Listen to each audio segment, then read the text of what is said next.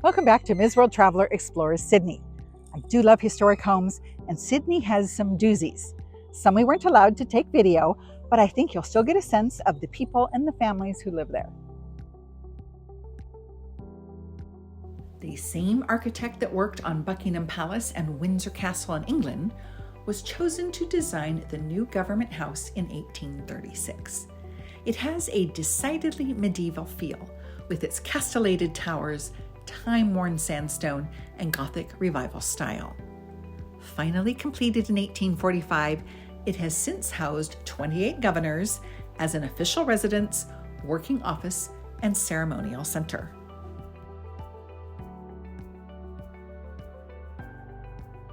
The tour is free, and we were allowed to see the ground floor rooms, including the outer hall or first room upon entry, the study with its beautiful cut lead windows, and the main hall with coats of arms and portraits of British governors from the days before the governors were actually from Australia.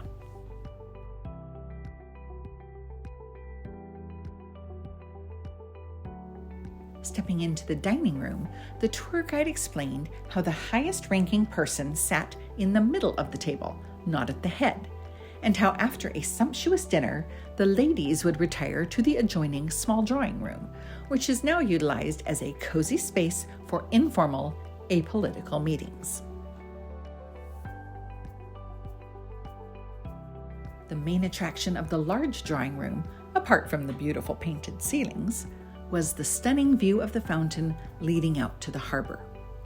And the last stop inside was the ballroom, where parties, ceremonies, investitures, and other official events take place.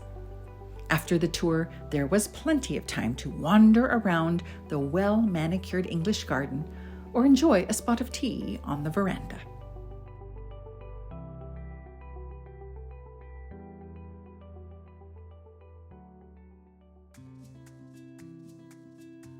To visit our next house, I went further afield, about 25 minutes by train.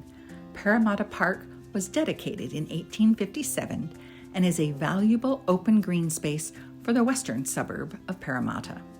It is also home to Australia's oldest surviving government house.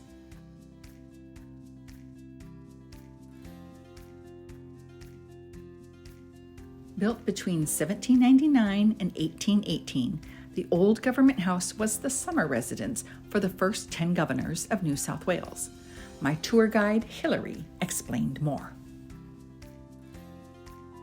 So you can see this is the source of the Parramatta River here. Lovely fresh water, much better soil. So they grew crops here. So this was what we called the farm area here.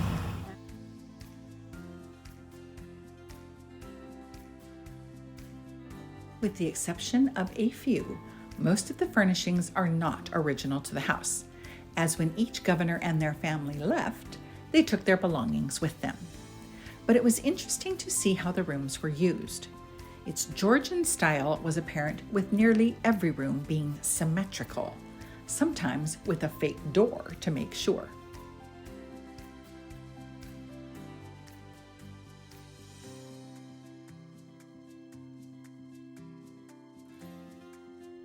The kitchen was in the house, not an addition, as it often was during that time period for fire safety, and had quite an array of curries and spices, cooking utensils, and pots and pans.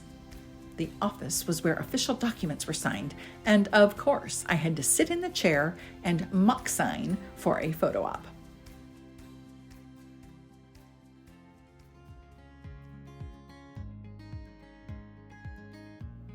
Back in town, Alexander Macleay, who was gifted 54 acres of land on Elizabeth Bay as the new South Wales colonial secretary, set out to build the finest home in the colony in 1835.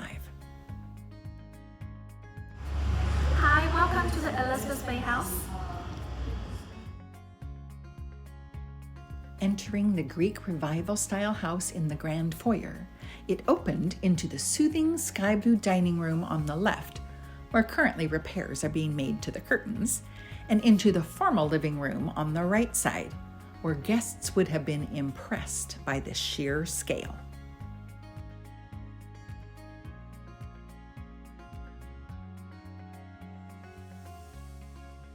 The coup de grace was the dome above the curved staircase, letting in natural light while creating a voluminous grandeur. Overextending himself, Alexander was faced with mounting financial difficulties, and not only had to give up the property to his son, but was also forced to sell all the art and original furnishings.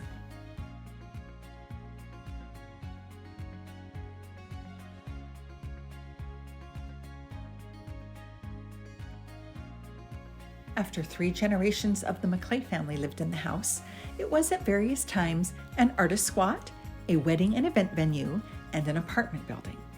It opened as a free museum in 1977 and is furnished to interpret the 1839 to 1845 years of the original family.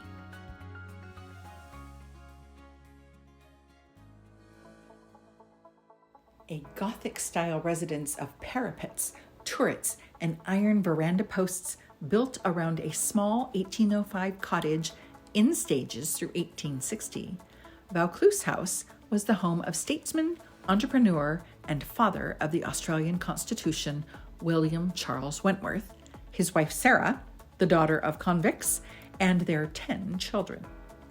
Designated in 1910, it was Australia's first house museum and retains much of its original land and beach access.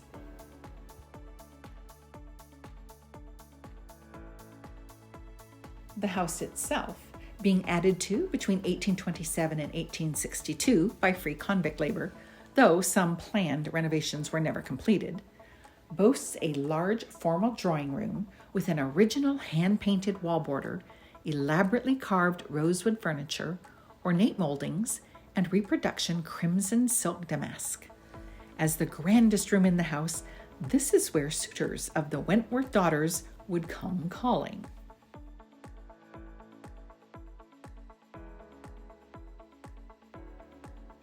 Other rooms downstairs included the dining room, the little tea room, and a garderobe, or where the very luxurious indoor toilets were hand-pumped. Upstairs were the primary bedrooms and the children's rooms, along with the servants' quarters.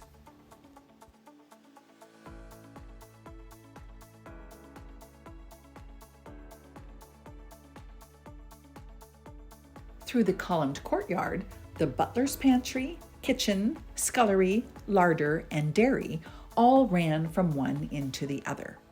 I was impressed with the size of the kitchen, where the original stove is still working and was lit, permeating the air with the fragrance of peat.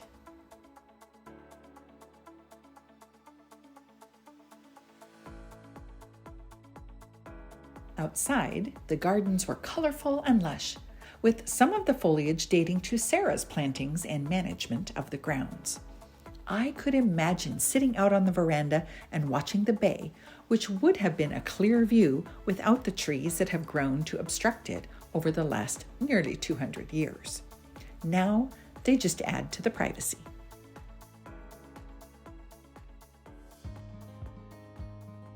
One of the interesting, unplanned things I got to do at Vaucluse was a rarely offered, restricted mausoleum tour. It was at capacity, but as it had taken me an hour and a half on public transport to get there, I begged to be included in the group. The Wentworth Mausoleum was quite a walk from the house, though when it was constructed in 1872, it was part of the house grounds. Purposely nestling up to a large rock that Mr. Wentworth loved and used to sit on to get away from it all, the chapel is made from materials Sarah bought and shipped from Europe and contains a mosaic of trident, stained glass windows, Italian marble, and battlement-style features. William and 3 of his children are interned there.